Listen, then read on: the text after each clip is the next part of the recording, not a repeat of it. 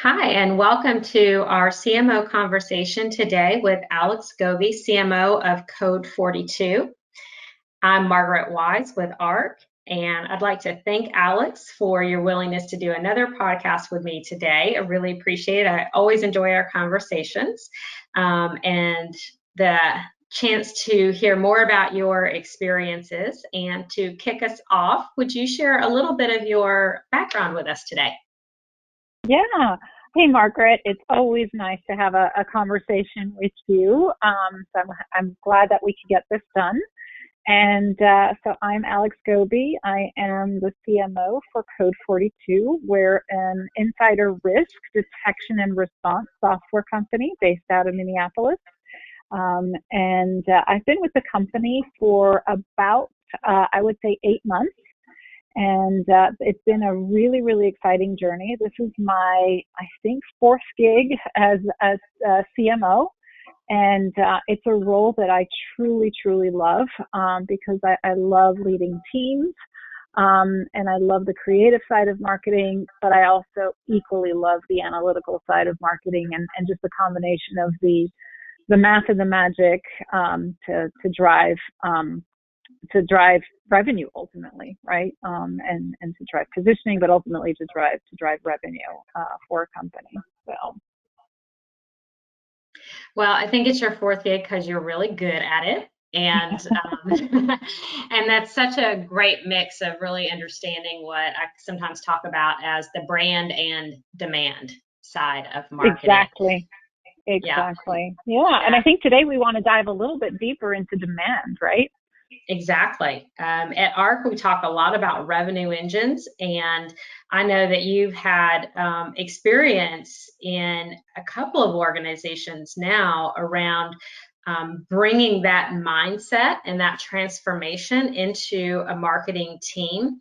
And of course, you've had even at Code42, 8 months in, a bit of pivoting in that, but that was the goal when you joined, and and you've been able to pivot a little bit, but still be able to execute on that vision. And so I would first like to level set a little bit, because when we talk about that revenue engine concept, that demand generation, transformation concept, it does mean a lot of different things to a lot of different companies. So I'd love to It hear a little does. bit about Code42 and what your vision was for that joining the team.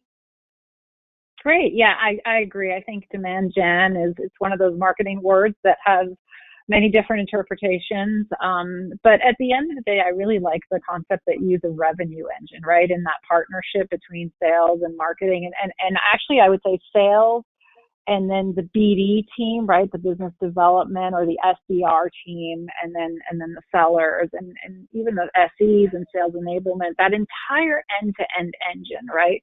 Collaborating and working together to drive results. And I will say I joined Code42, and on the positive side, I did find that there was already pretty strong alignment between sales and marketing.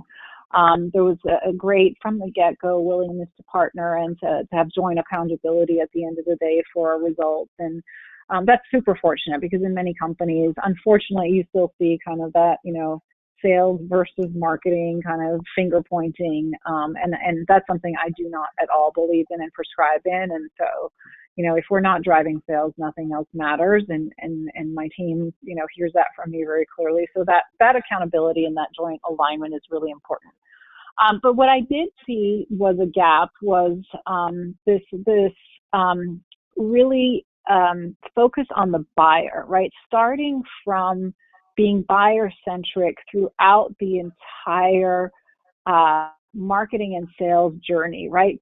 Pivoting that marketing and sales journey and say, look at it from the buyer's perspective, and what are all the stages that a buyer is going through, and what are all the conversations that a buyer is going through, and how do we make sure that we together, sales and marketing, are aligned to the buyer.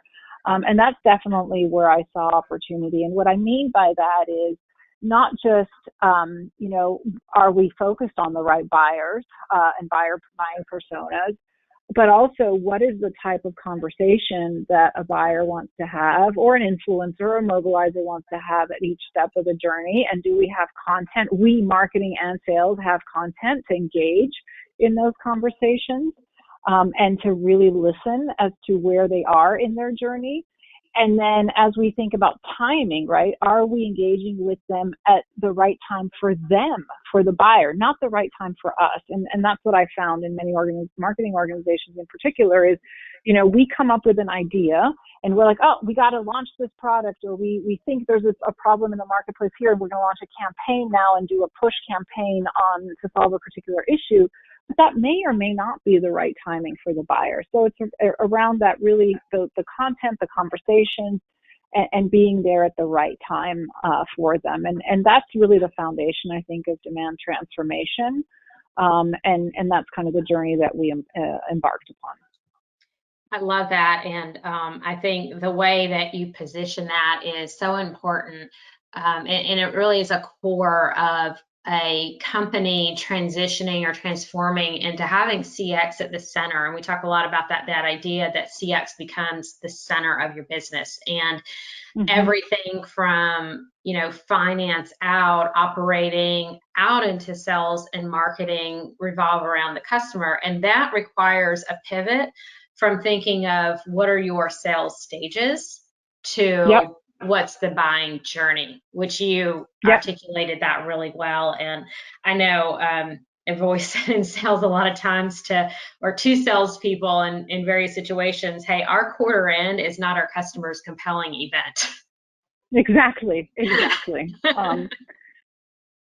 And So, in an ideal situation, you don't have those hockey sticks at the end of the quarter, right? You just have pipeline coming in at a pretty steady pace, right? And now, of course, you're going to have incentives and things like that, where it will be more attractive for a buyer to close the deal at the end of the quarter, at the end of the year. But really, you want to be there at the right time, the right place as well, the right channel that they want to engage in.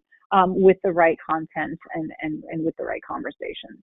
Yeah, exactly. And certainly there are a lot of business models where the seasonality is baked into that, and you want to grab that market share during that seasonality. So there is some urgency there. But again, it's the idea of you're creating a brand that is stable and there and, ready to do business when the customer is ready to do business versus trying to, push them into your timeline or your process. Exactly. But that is a different way of thinking for a lot of companies. And the idea of really getting that alignment between marketing and sales. I think we talk about, I think a lot of companies are doing better around that alignment, but it's still a cultural transformation, and there's still resistance in that. So one of the things that I wanted to ask you about that we get asked all the time is, how did you create the business case and get the buy-in for this major change? Because there's really a big component of this that's change management. So if you will, walk us through a little bit of how you built that business case and got the buy-in. Yeah, so when I came in, I had already, and during the interview process, and certainly in engaging initially with the sales leadership and with the leaders of the BDR organization, I had already heard concerns around just both volume of leads, but more importantly, quality of leads, right? So that they weren't getting the right volume and certainly not the right quality of leads. So there was already a pain point there. The other thing that I did is I did engage a third party, partner that I've worked with for many years. And we did do a quick benchmarking exercise, which took some time to really date stamp back, all the engagements that had been done over the past. I think we took like a 9-month sample size, and to measure what that end-to-end conversion looked like. So from everything coming in, that first touch, top of funnel, that first engagement, all the way into a closed won deal, what did that look like? And our conversion rate was less than 0.3%, right? So pretty low. And, some industry benchmarks tell you, if you're looking at Forrester or others, they'll tell you need to be at least around the 1%, right? So 1% of everything very top of funnel should convert to close one. And best in class companies will get actually close to 2% or 1.8, 1.9%. So we were way, way below. And I think that was probably the core number that really struck a chord both with our CFO as well as our chief sales officer, because that's dollars, right? That's inefficiencies in your system that translates into wasted dollars throughout not just marketing, but also sales. And so we are squarely focused on those conversion rates as a foundation piece of measuring our success. And that translates into other metrics as well. For example, being able to get to a higher deal size and to a faster end-to-end velocity within the funnel. But that was really the trigger for the business case.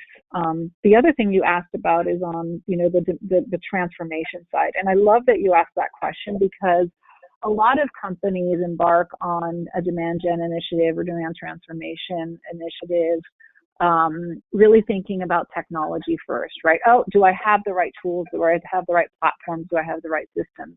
But very, very early on in my career, and especially around demand transformation, Carlos Hidalgo, who's actually one of the co-founders at the time of Annuitas, and he now, has ventured on to other initiatives, but he really changed my mind and said, Alex, demand transformation is not just about technology. It really, really is a change management initiative.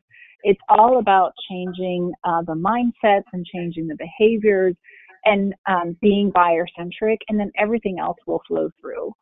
And so, as I partnered, and I've continued to partner with Annuitas and other organizations, it really is not just about the technology, but it's around the processes, it's around the content, it's around the people, and a lot of the work is around the change management piece. Mm-hmm. And absolutely. And I think one of the other things I want to come back to that you said in talking us through that was around doing that benchmarking exercise. We work with a lot of our clients, as you and I have talked about before, on this shared success concept, Yep. where it's very focused on the outcomes. So it is part of that transformation, right? Is like, let's not think about the vanity metrics in marketing. As you were saying, the quality of the leads, right? Like let's work on improving, getting to that. What's that percentage of funnel conversion, getting that up. But to do that, you've got to take the time up front at the beginning of this to do that benchmarking, so that you are able to measure those results, because I think that's a big part of continued buy-in, right? And you can get people excited in the beginning, but it's easy to kind of have that excitement taper off when the hard work sets in. Yep. Yeah.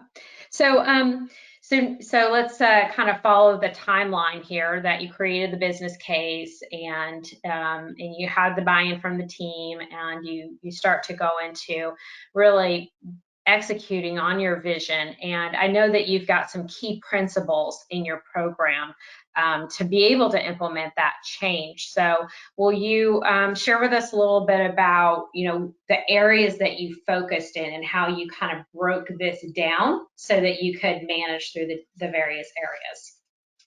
Yeah, I will.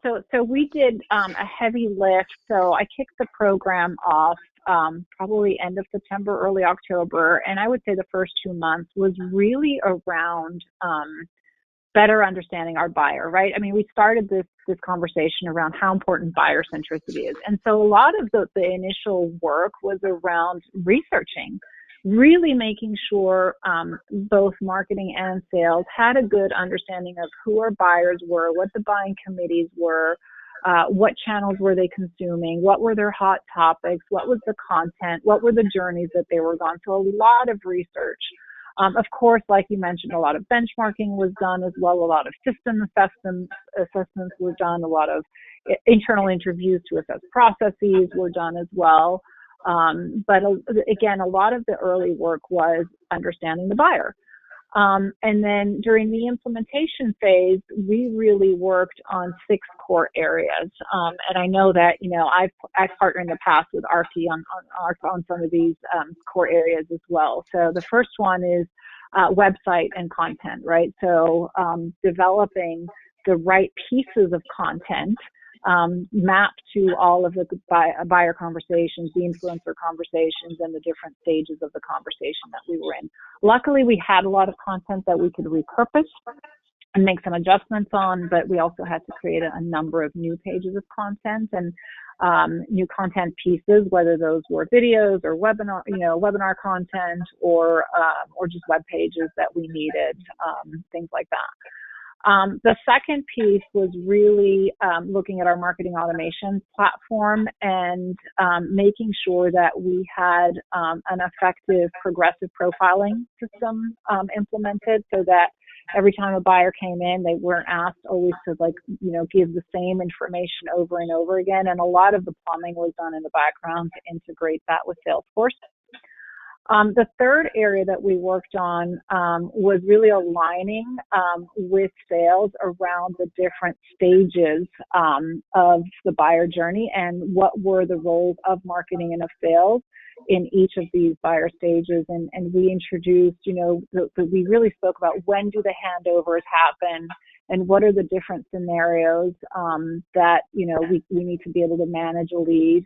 And how do we really work, all of us really actually focus on, at the end of the day, creating that initial opportunity, because that's where the handover happens between marketing, sales, and the BDR organization, is creating that opportunity. So that's like that core piece where we can all focus on. The fourth area was around lead scoring, right? How do we score the leads to make sure that the leads that we're passing on are high quality?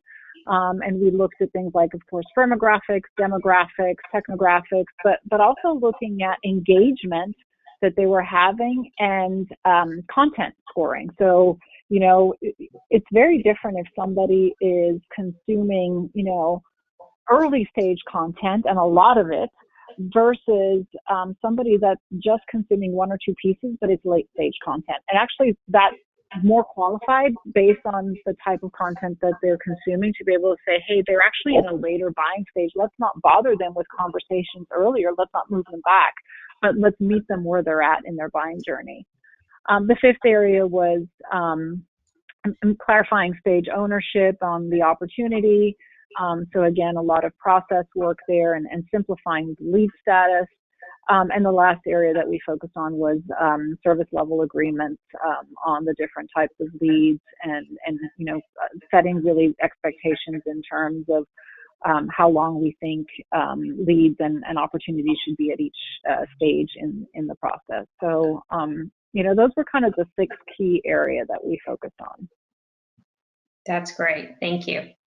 I know you've had so many lessons learned through doing this a few times now.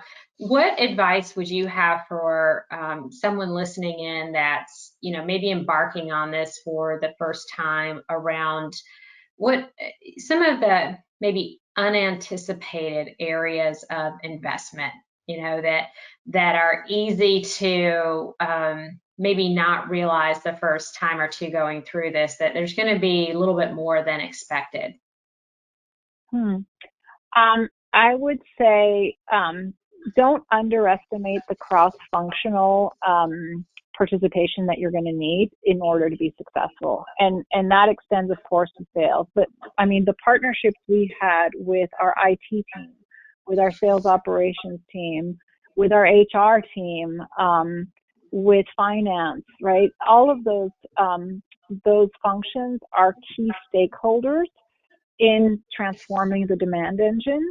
And really all of the time, don't underestimate the time that it takes to have conversations and to bring them in at each stage of the journey and get their input and their buy-in. So that's one thing I would definitely make sure that, if marketing goes at this alone, it's always going to be seen as just a marketing initiative and it won't be transformational. So that's probably my biggest lesson learned. I would say the second one is really having good partners, right? So there's definitely outside partners that we've used along the way, including Arke, that are absolutely critical in being part of this journey and supporting you, whether it's for making all of the web changes that are needed, the back-end system changes that are needed. Often you'll use outside trainers as well for some of the sales training. And then the third piece I would say is don't look at it as a one-off initiative, even though it's typically a big initiative. The reality is there's turnover that happens in most sales organizations and in marketing too. And so once you've built the program and all of the content and all the training materials and really documented it, make sure that it becomes ingrained in your new hire orientation, right? Whether that's a new sales hire orientation or a new marketing hire orientation, because I've seen that as well, that team members on all sides get very lax and start questioning again, well, why are we doing it this way, and don't follow the processes. And so really making sure that you're investing in this for the long term. That's such great advice. I should have said at the beginning of this webinar to make sure people had pen and paper ready to take notes. Fortunately, they can go back and listen and catch all of that. That's such great sharing. Thank you. Well, I would be, given all of the change that's happened in the last couple of months as we're recording this in May of 2020, I'd be remiss if I didn't ask you a little bit about how you've been affected by some of the changes that the pandemic has brought into our business, marketing lives, among many areas. But Yeah. as we're all kind of reestablishing that this is not a just take a 4-week pause in the way that you were doing things and then revert back to it, we're having to really make some pivots that are ongoing for the foreseeable future. So I'd love to ask a little bit about what are some of the changes that you've made and how it's affected the transformation that you've undertaken. Wow. Yeah. And you're right. We're on what, week 9 or week 10 of I've stopped counting at this point. And I agree with you. We're in this for the long haul, Margaret. And so we definitely have to adjust. And I think we're still adjusting in some cases, right? So yeah, we will continue to be adjusting. Yeah, we will continue to be, for sure. So initially, I'll talk about how it affected this big initiative that we had embarked upon, and I feel so fortunate that we were in the final stages.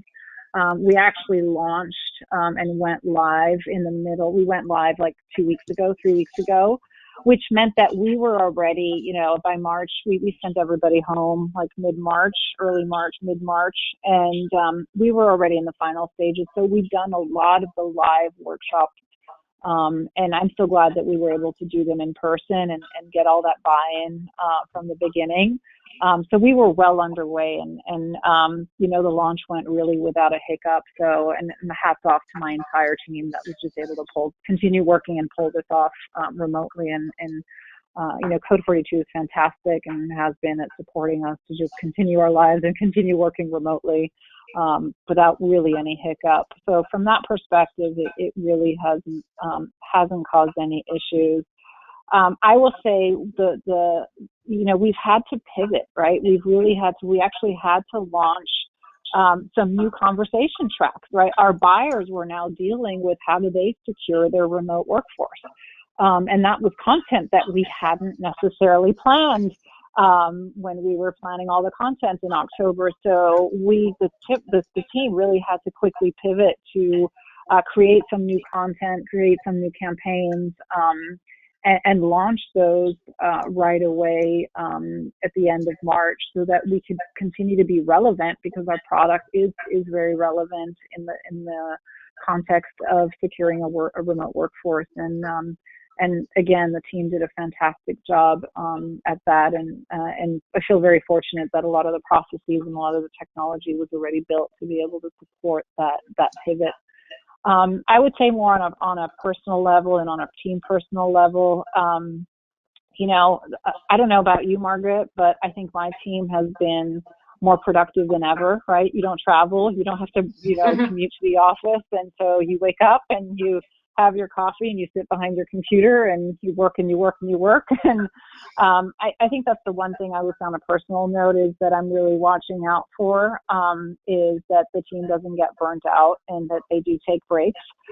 Because as you and I both know, the hopping from one Teams call to a Zoom call to a Hangout to a Google Meet can get exhausting, mentally exhausting. And so I think it's just really important to take breaks because it really is the new norm. And like many other marketing teams, we've had to adjust. All of our live events have, either been canceled or we've moved them to virtual events and trying to figure out, what works in a virtual context versus what doesn't work as well. So lots of learnings on those fronts as well. But I will say again, I'm super proud of the team because they've just been able to pivot really quickly and basically continue to drive a lot of the initiatives and some more during this period. Yes, and that's part of what makes you such a strong leader is thinking about your team and being on the lookout for that burnout and how they're being affected by all of this. So I think a key takeaway is, as teams, we've got to be sure that we're able to be agile and flexible across our culture, across our process, across our tools, to be a truly modern marketing organization. The last area I want to dig into, and I know we both love data. So I have to ask you a little bit about, take us through as we kind of wrap up here, as how you're measuring results and what are some of the key KPIs that you're tracking. Yeah, great question. So I have become a huge fan of OKRs, probably in the last, 12 to 18 months, 12 months. And so we do have quarterly objectives and key results that we track across the entire marketing organization. And one of our objectives has been around transforming our demand engine. And so some of the KRs on a quarterly level were initially around, some of these key milestones that we had to achieve around the content being produced, and around the trainings of the sales teams. KRs are meant to be leading indicators versus the lagging indicators, and that was a little bit of a lesson learned, right? Initially, we dabbled with, we'll just put, this number of leads.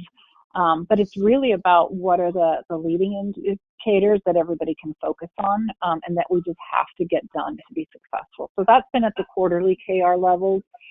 At the monthly, we look at overall pipeline influenced by marketing, and I know we're going to start looking at, and part of the metrics will have changed because I think we've actually gotten better at some of our metrics, and we're just now starting to really track them.